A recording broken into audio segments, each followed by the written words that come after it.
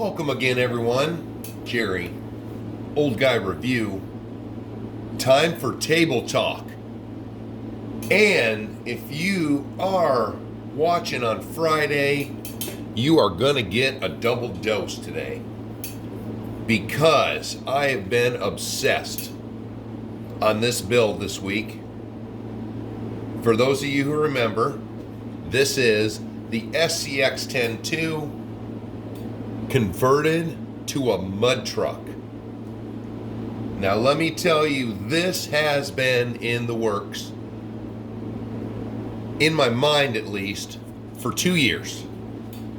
Matt at the Scale Builders Guild took the scx10.2 Blazer and converted it to a mud truck.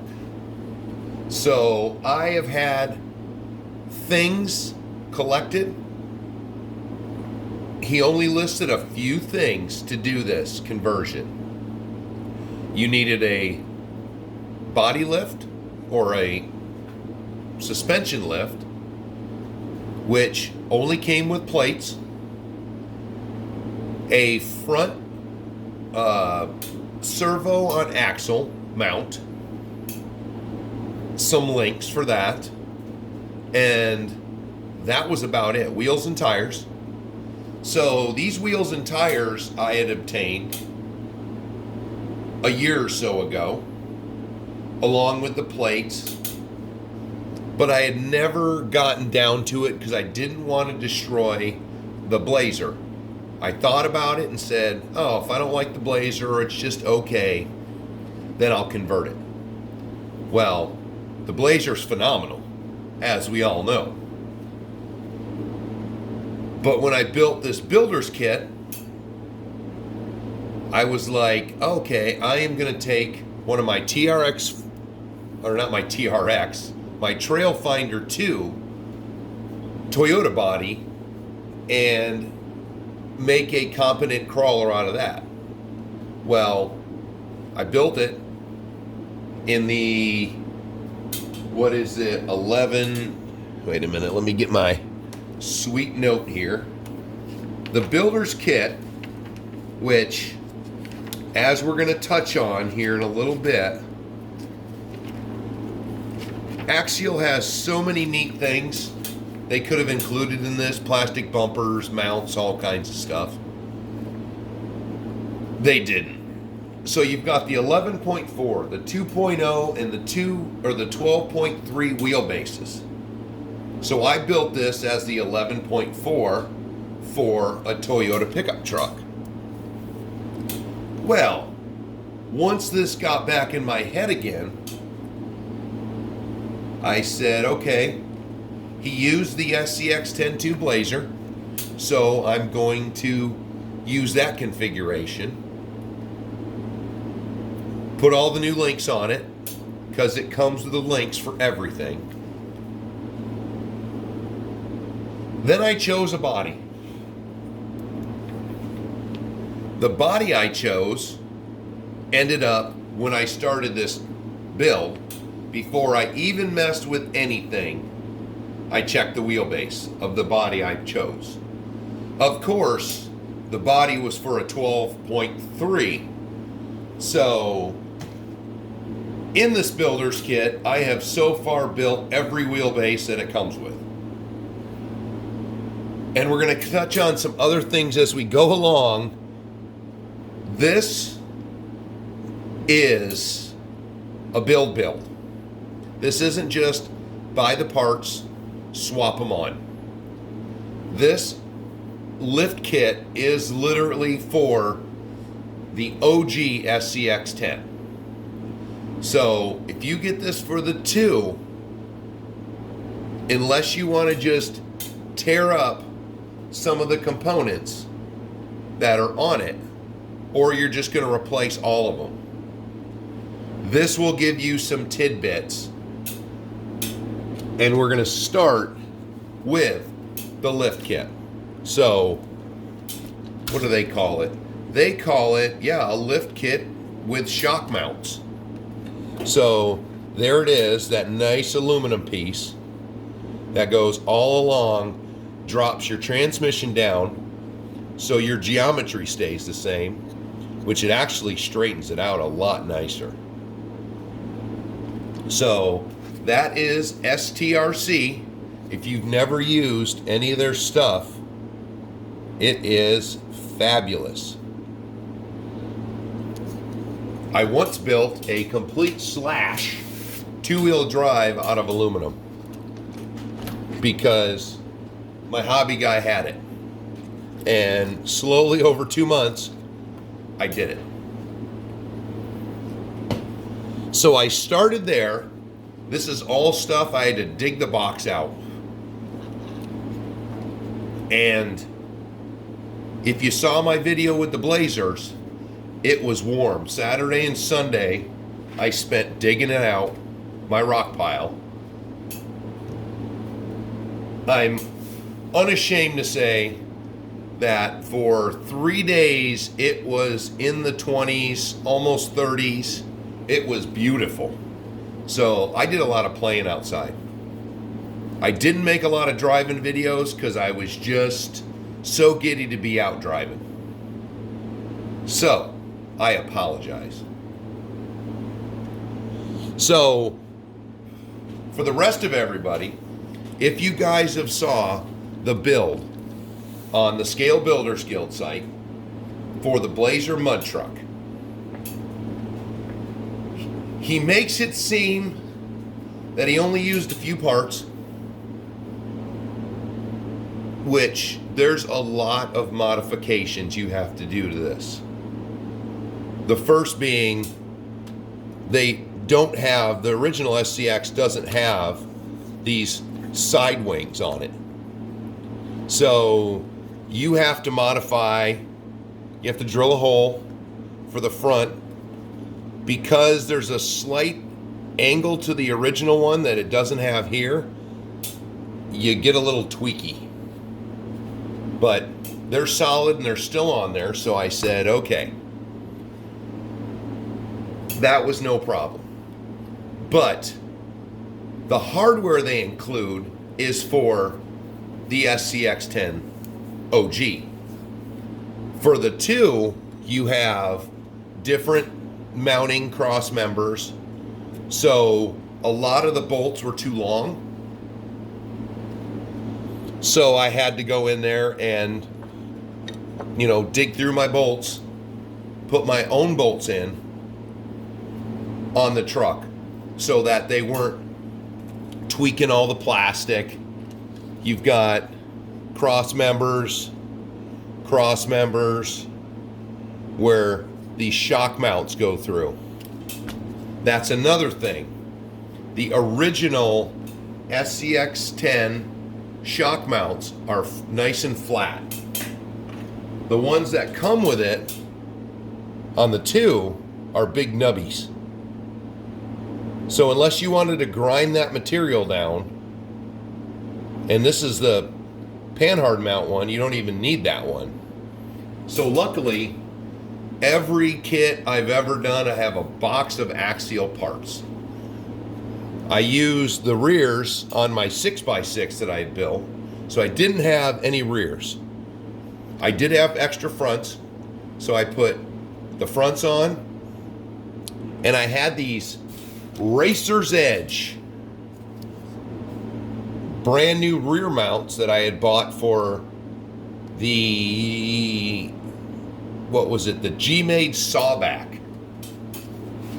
I decided I was going to put different rear mounts on it.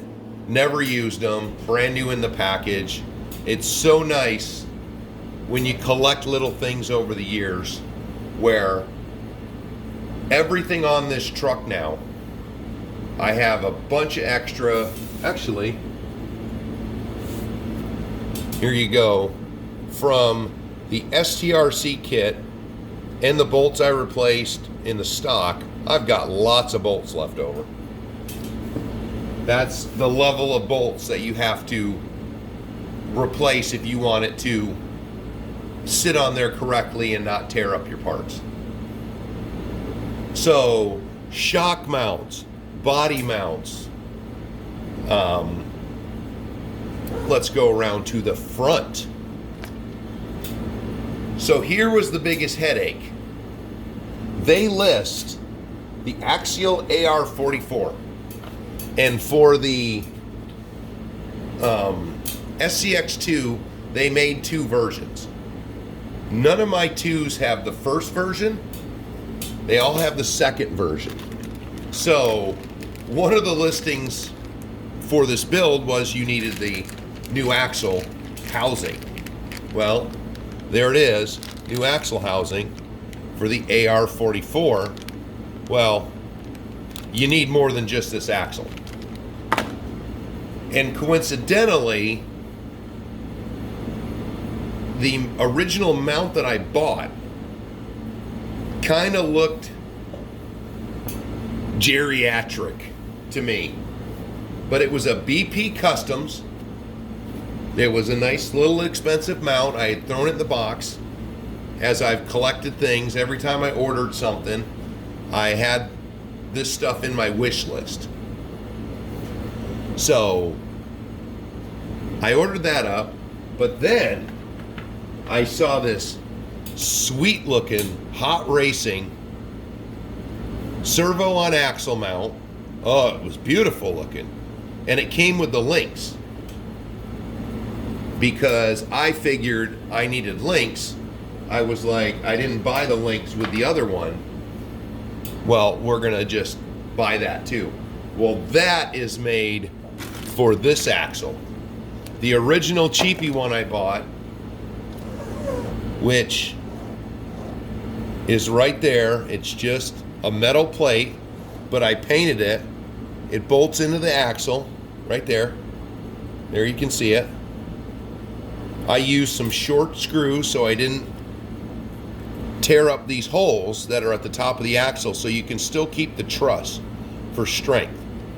So then I just painted it so there's not as much. But I used the hot racing servo mounts and the bolts and stuff that came with it, and the upper link, because man, is that tight. Just barely clears. But it's black, doesn't look bad. So there it is. That was a quick little bolt on, 4 bolts, the back of the diff cover, top 2 bolts, boom. Now for the power plant, because I am not super skilled with brushless and what's not, I got a 16 turn Holmes Hobby. What was that, a crawler? What the hell was that thing? A crawler? The Crawl Master. So I got the Crawl Master with, this came with a 13 tooth pinion, and I put a 12 tooth because it was going to be running big tires. With my newfound gearing from Traxxas, I hope it works on Axial. So, the hot racing. Now the hot racing, you're going to have the old style AR44s if you want to use this mount. But this has ended up being way more of a challenge to do this kit, but luckily I got obsessed with it this week. So that is why you only got one driving video this week. Now, far from done, but to the testing phase it's gotten. So the power plant in the original one was like a 3000 kV brushless system. So with this Crawler Master and a nickel metal battery, because this is going to be out in the water, this is going to be in the mud, I'm going to try to fabricate me some fender liners. I got plenty of holes to do things still, but I had a brushless. I've got a capsule. What is this? This is a 3800 kV. But This is old school, so it's not waterproof. So I said, nope, not waterproof, not putting it in here. God, I don't even know how old that thing is. But, moving on. I put a 1080p in there, or 1080, hobby wing, speed control. When I did my preliminary testings with it, with the nickel metal battery, even a 8.4 volt, it was just ridiculous. Not what I was looking for. But I threw a 3S in there, and it's what I want. This thing will fling. So, took care of that problem. One other thing, on this kit, it comes with the relocation mounts for the shocks. You drop them from here to here. I mean, there you go. That's a good inch, it drops it. But these shocks in the back, the fronts are they're higher. So the front sat up a lot higher. So being that these were curved so much, you lose a lot. So once again, went to the axial box and got me some extended shock loops so it sits properly. But now here's the problem when you collect things over a 1.5 year time frame and then start to build things. These tires are 2.2s. They're RC 4-wheel drive mudslingers. Now, they've got the wheels. I just wanted some ordinary wheels. But now these tires are way too small for what I'm thinking of. Now that I built the Blazer TRX4 Sport with a lift, those are 5.5s. And they're impressive. So this, I've got a set of Pro Lines, because those Pro Lines are my go-to for most tires. I've got some Super Swampers, which are more like the mud trucks, and they are 5.8s. But here we roll into another dilemma. I'm sorry, guys. I should have done this in segments, but so what I did was I looked around for some wheels. Now, J Concepts, who makes some crazy weird bodies, well, they make a lot of good other stuff too, to include these wheels. So I found these wheels. They were only like $20 for a set of 4.